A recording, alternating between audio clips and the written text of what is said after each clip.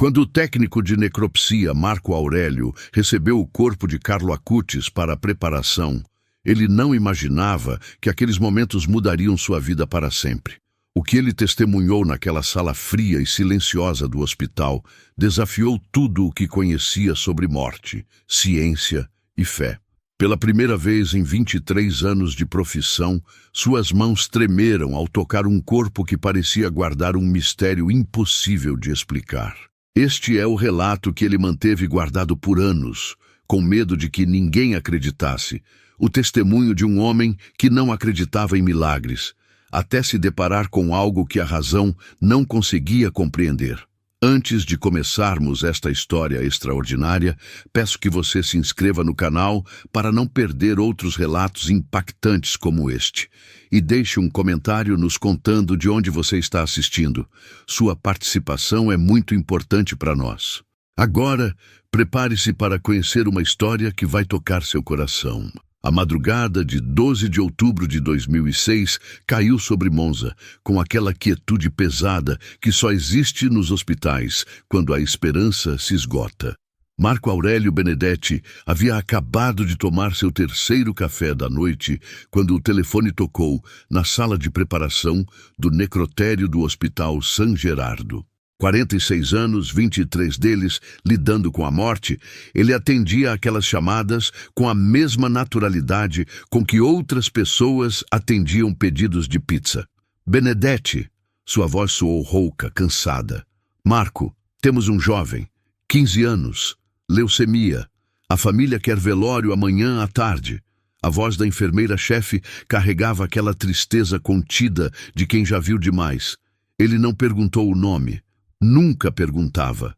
Era uma regra sua, não escrita, mas rigorosamente seguida.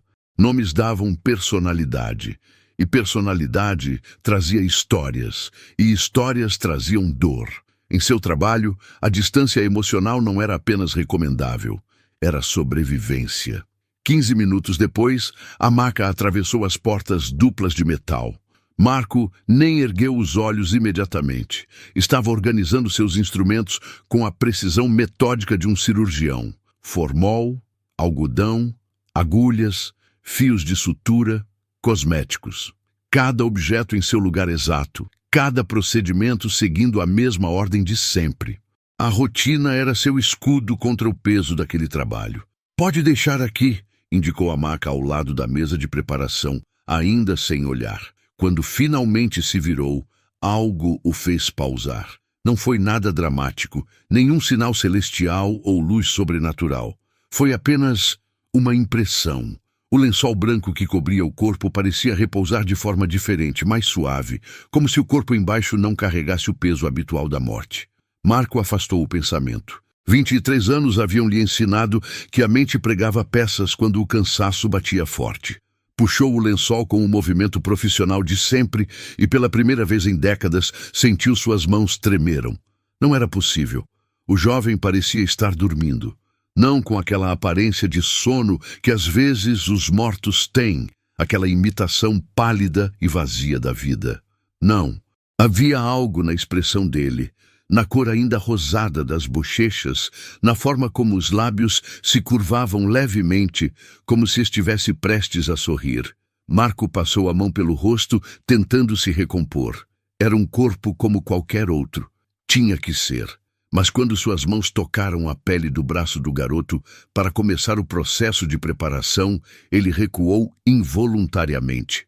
A temperatura estava errada. Corpos levados ao necrotério após horas de morte, deveriam estar frios, rígidos. Este ainda mantinha um calor sutil, como se a vida tivesse acabado de partir, embora o registro mostrasse que o óbito havia sido declarado há 4 horas. "Che diavolo", murmurou para si mesmo. Verificou os papéis novamente. Sim, 4 horas. Leucemia fulminante, Carlo Acutis, 15 anos. O nome o atingiu como um soco inesperado. Ele havia quebrado sua própria regra sem querer. Agora aquele corpo tinha nome, tinha identidade. Carlo. Um menino chamado Carlo. Marco começou os procedimentos, mas suas mãos, normalmente tão firmes e precisas, hesitavam. A cada toque, uma sensação estranha o percorria. Não de repulsa ou desconforto, sentimentos que aprendera a neutralizar anos atrás, mas algo que só conseguia descrever como reverência. Era ridículo. Ele era um homem de ciência, um profissional. Havia preparado corpos de santos bispos, de freiras veneráveis, de crianças batizadas. Nenhum deles havia causado este impacto. Enquanto trabalhava, Marco percebeu outros detalhes impossíveis. O rigor mortis, que deveria estar completamente estabelecido, parecia ausente. A flexibilidade dos membros permanecia natural. Os olhos, quando ele os abriu para o procedimento padrão, não tinham aquela opacidade vítrea da morte. As córneas mantinham um brilho que desafiava toda a sua experiência. Isso não está certo, disse em voz alta, para ninguém além das paredes frias. Verificou o pulso, um gesto absurdo que fez por puro instinto. Nada, é claro. Colocou o estetoscópio no peito do garoto. Silêncio absoluto. O atestado de óbito estava correto. Carlo Acutis estava morto. Então, por que parecia tão vivo? Marco afastou-se da mesa precisando de ar, de espaço, de racionalidade. Acendeu um cigarro, outro hábito que deveria ter abandonado, e caminhou até a pequena janela que dava para o pátio interno do hospital. O céu começava a clarear com aquele azul pálido do amanhecer italiano. 23 anos, centenas, talvez milhares de corpos. Todos seguiam as mesmas leis, os mesmos padrões. A morte era democrática e previsível. Então, por que este era diferente? Sua mente racional começou a buscar explicações. Talvez a leucemia tivesse afetado o corpo de forma incomum. Talvez os medicamentos usados no tratamento tivessem algum efeito preservador. Talvez a temperatura da sala estivesse mais alta que o normal. Verificou o termômetro. 17 graus Celsius, como sempre. Voltou à mesa, determinado a concluir seu trabalho. Mas, quando suas mãos tocaram novamente a pele de Carlo, algo aconteceu que ele jamais conseguiria explicar adequadamente, nem para si mesmo. Uma memória invadiu sua mente com clareza cinematográfica. Não sua memória. Ele tinha certeza disso, mas algo que parecia vir de fora, como se o próprio ar da sala tivesse se transformado em uma tela de projeção invisível. Viu Carlo vivo. Um menino de sorriso radiante, sentado diante de um computador, os dedos dançando sobre o teclado com paixão e propósito. Estava criando algo. Um website, percebeu Marco, embora não entendesse muito de tecnologia. Mas não era um site comum. Havia imagens de hóstias consagradas, de milagres eucarísticos, de histórias de fé documentadas com o cuidado de um jornalista e a reverência de um devoto. A visão, ou alucinação, ou o que quer que fosse, se dissolveu tão rapidamente quanto surgiu. Marco estava de volta à sala fria, com o corpo de um adolescente morto diante dele e o coração batendo descompassado no peito. Eu preciso dormir, disse para si mesmo, a voz trêmula. Estou trabalhando demais, mas suas mãos continuavam tremendo. Tentou se concentrar. Começou o processo de preparação facial, aplicando os cosméticos que dariam ao rosto uma aparência mais tranquila para o velório. Mas não precisou fazer quase nada. A expressão de Carlo já era serena, pacífica, quase alegre. Marco se pegou apenas suavizando detalhes, como um artista fazendo retoques finais em uma obra já completa. Quando terminou, recuou para observar seu trabalho. E pela primeira vez em toda a sua carreira, sentiu lágrimas queimarem seus olhos. O menino parecia um santo renascentista. Havia uma qualidade atemporal naquele rosto, uma beleza que transcendia a mera aparência física. Era como se toda a dor da doença, todo o sofrimento da morte tivessem sido apagados, deixando apenas... O quê? Paz? Glória? Marco não tinha palavras. A porta se abriu subitamente, fazendo-o saltar. Marco, a família chegou, disse a enfermeira. Depois, olhando para ele com preocupação. Você está bem? Está pálido. Estou bem, mentiu. Pode avisá-los que em 10 minutos podem entrar. Quando a porta se fechou novamente, Marco se aproximou do corpo uma última vez. Precisava verificar, precisava ter certeza de que não estava enlouquecendo. Tocou a testa de Carlo com a palma da mão. Ainda morna. Impossível. Quem era você? Sussurrou. O que você era? Naquele momento, seus olhos caíram sobre um pequeno crucifixo que Carlo usava no pescoço. Ele o tinha visto antes, é claro, mas não havia prestado atenção real. Agora, olhou fixamente para ele. Era um crucifixo simples, de prata desgastada pelo uso constante. Mas quando a luz da lâmpada fluorescente o atingiu em certo ângulo, Marco viu que havia uma inscrição gravada. Aproximou-se, ajustou seus óculos. Eucaristia, minha rodovia para o céu. As palavras o atingiram com força inesperada. Ele não era religioso. Não ia à igreja desde os 12 anos, quando decidira que a morte de sua irmã mais nova em um acidente não era compatível com a existência de um Deus amoroso. Seu trabalho havia apenas reforçado esse ceticismo. Como poderia existir Deus quando via dia após dia a crueldade imparcial da morte? E ainda assim, ali estava ele, um homem de meia idade que se orgulhava de sua racionalidade, de sua distância emocional, com lágrimas escorrendo pelo rosto diante do corpo de um menino que nunca conhecera em vida. Ouviu vozes se aproximando no corredor. A família. Era hora de sair, de deixá-los ter seu momento privado de despedida. Marco cobriu Carlo com um lençol branco cerimonial, deixando apenas o rosto exposto, conforme o protocolo. Mas antes de sair, fez algo que nunca havia feito antes. Curvou-se ligeiramente, quase uma reverência diante do corpo. Descanse em paz, Carlo, sussurrou. Seja quem ou o que você foi, descanse em paz. Na porta, cruzou com a família. Uma mulher elegante, o rosto marcado por lágrimas, mas mantendo uma compostura impressionante.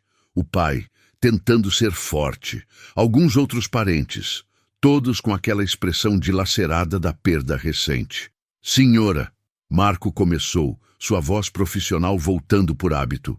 Tudo está preparado. Ele está em paz. A mãe de Carlos segurou sua mão por um momento. Seus olhos, vermelhos de choro, o encararam com uma intensidade que o desconcertou. Obrigada por cuidar dele, disse ela. E havia algo em sua voz, uma certeza tranquila que contrastava com a dor óbvia. Meu filho está com Deus agora. Tenho certeza disso. Marco apenas acenou, incapaz de confiar em sua voz. Saiu rapidamente, fechando a porta atrás de si. No vestiário, trocou de roupa mecanicamente, as mãos ainda tremendo. Precisava ir para casa, dormir, esquecer aquela noite estranha. Amanhã, ou melhor, mais tarde naquele dia, tudo voltaria ao normal. Tinha certeza disso, mas estava errado. 3 dias depois, Marco estava em casa assistindo ao noticiário local quando viu uma matéria sobre o funeral de um adolescente santo que havia mobilizado toda a comunidade de Monza. Milhares de pessoas compareceram. Havia relatos de um perfume inexplicável de flores durante o velório, embora não houvesse flores no recinto. Testemunhos de pessoas que afirmavam ter sentido uma presença especial, uma paz profunda ao se aproximar do corpo. Marco desligou a televisão com as mãos tremendo. Nos dias seguintes, não conseguiu trabalhar adequadamente. Cometeu erros pequenos, mas para seus padrões, inaceitáveis. Sua concentração estava destruída. Todas as noites sonhava com aquele rosto sereno, aqueles olhos que pareciam enxergar além da morte. Uma semana após o funeral, Marco fez algo que jurou nunca fazer. Pesquisou sobre Carlo Acutis. Sentou-se diante do computador velho de sua casa e digitou o nome. O que encontrou o deixou sem ar. Carlo não era apenas um adolescente comum. Era um prodígio da computação que havia dedicado suas habilidades a documentar milagres eucarísticos ao redor do mundo. Tinha criado um website detalhado, visitado por milhões, catalogando cada aparição, cada milagre comprovado pela igreja. E fizera tudo isso antes dos 15 anos, enquanto lidava com uma doença terminal. Mas não era apenas isso. Havia testemunhos de professores, amigos, familiares. Todos falavam de um menino de bondade extraordinária, de fé inabalável, que oferecera seu sofrimento pela conversão dos pecadores, especialmente jovens perdidos em vícios e desespero. Marco leu até tarde da noite, absorvendo cada palavra, cada imagem, e pela primeira vez, desde a morte de sua irmã, 40 anos atrás, começou a questionar suas certezas. Na manhã seguinte, acordou com uma decisão tomada. Precisava fazer algo que não fazia há décadas. A igreja de Santa Maria era pequena e acolhedora, com aquele cheiro característico de velas e incenso. Marco entrou com passos hesitantes, sentindo-se como um intruso. Havia apenas algumas pessoas idosas, rezando em silêncio. Ajoelhou-se em um dos bancos do fundo, sem saber exatamente o que fazer. Não lembrava as orações, não tinha as palavras certas.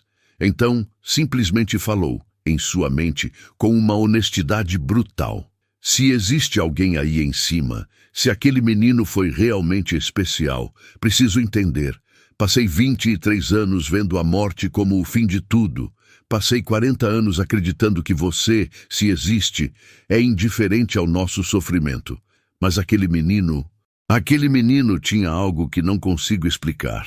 E se ele estava certo sobre você, sobre tudo isso, então eu desperdicei metade da minha vida na amargura. Mostre-me algo, qualquer coisa, porque não sei mais em que acreditar. Não houve resposta dramática, nenhuma voz trovejante, nenhum raio de luz celestial. Apenas o silêncio tranquilo da igreja vazia e o som distante de buzinas lá fora. Marco estava prestes a se levantar, sentindo-se tolo, quando uma velha senhora se aproximou.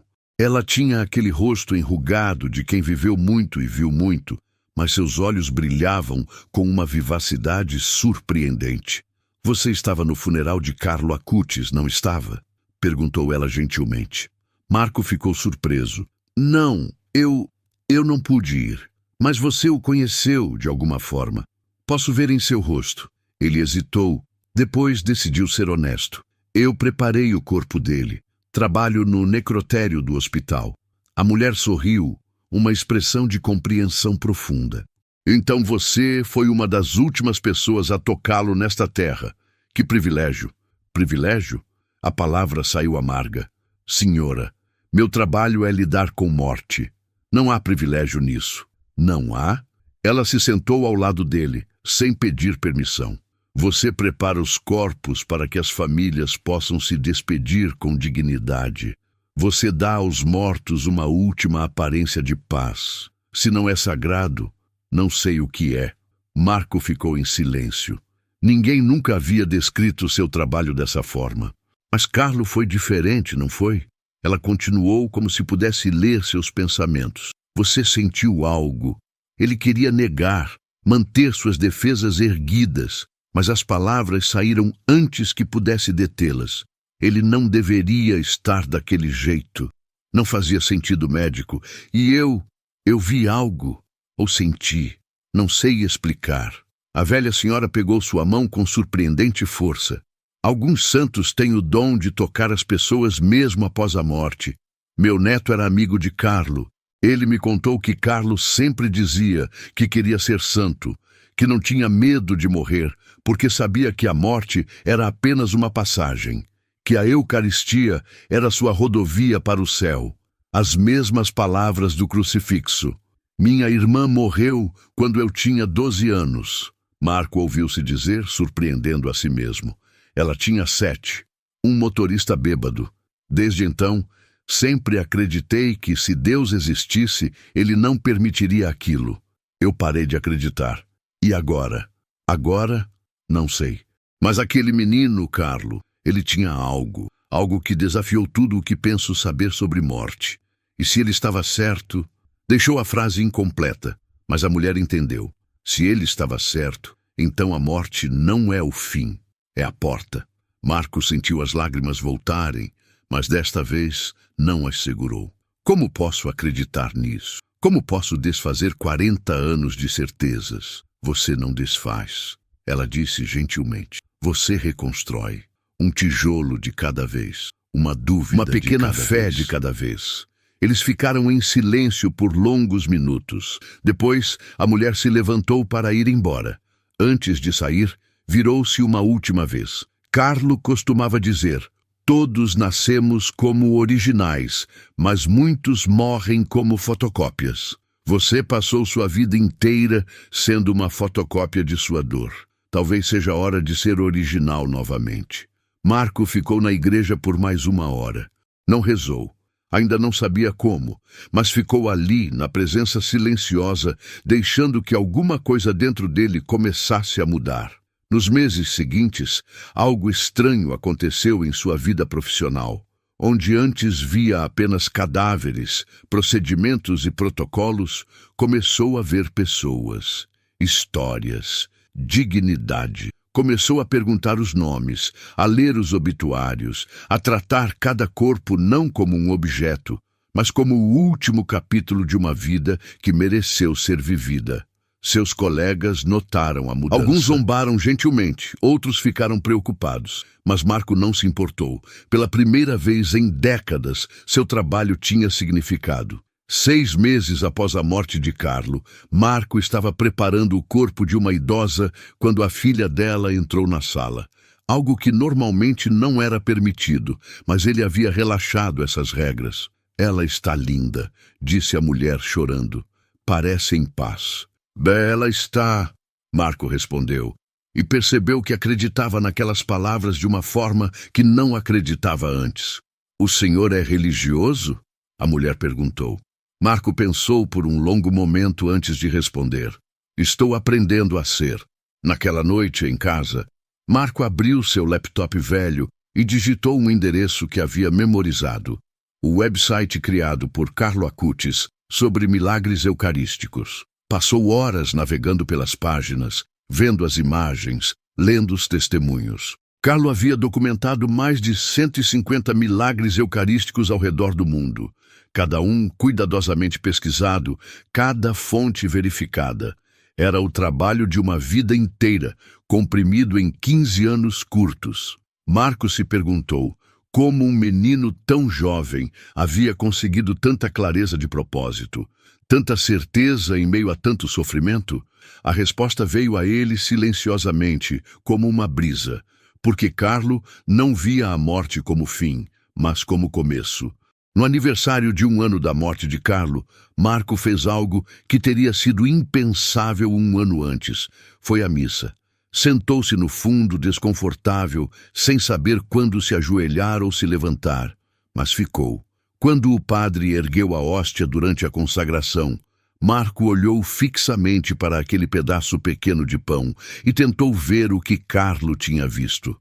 Tentou sentir o que Carlo havia sentido. Não houve revelação dramática, nenhuma experiência mística. Apenas uma pequena centelha de algo que poderia ser fé, ou esperança, ou simplesmente a disposição de acreditar que talvez, apenas talvez, houvesse mais entre o céu e a terra do que sua filosofia materialista havia sonhado. Anos se passaram. Marco continuou seu trabalho no necrotério, mas transformado. Onde antes havia apenas mecânica, havia agora compaixão. Onde antes havia distanciamento, havia conexão humana. Em 2020, quando a notícia veio de que Carlo Acutis seria beatificado, Marco assistiu à cerimônia pela televisão com lágrimas escorrendo pelo rosto. O corpo de Carlo, que ele havia tocado 14 anos antes, estava sendo exumado para veneração pública. E os relatórios médicos confirmavam o que Marco sempre soubera, mas nunca pudera explicar. O corpo havia sido encontrado em um estado de preservação extraordinário, desafiando todas as expectativas científicas. Marco não ficou surpreso. Naquele dia, ele finalmente fez algo que vinha adiando há anos. Pegou uma foto que havia tirado secretamente naquela noite, uma violação do protocolo que nunca admitiu a ninguém, mostrando o rosto sereno de Carlo logo após a preparação. Era apenas para si mesmo, uma lembrança privada do momento que mudara sua vida. Olhou para aquele rosto jovem, congelado no tempo, e sussurrou: "Obrigado, Carlo. Obrigado por me mostrar que a morte não é o fim, que o sofrimento pode ter significado, que a fé não é fraqueza, mas a maior força de todas. Colocou a foto em um pequeno quadro e a pendurou em sua sala, ao lado de uma foto desbotada de sua irmã. Por 40 anos, havia olhado para aquela foto da irmã com raiva e ressentimento. Agora, com a foto de Carlo ao lado, conseguia olhá-la com algo diferente. Esperança.